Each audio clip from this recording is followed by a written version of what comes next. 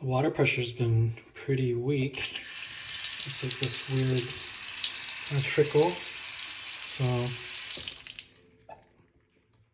I'll take this out. I tried to clean this thing, people said online. Clean this aerator. I soaked it in vinegar and baking soda, you know, but that didn't work. So I replaced it, got something new. I matched it with a nickel, so it told me it was the junior size. So just did that.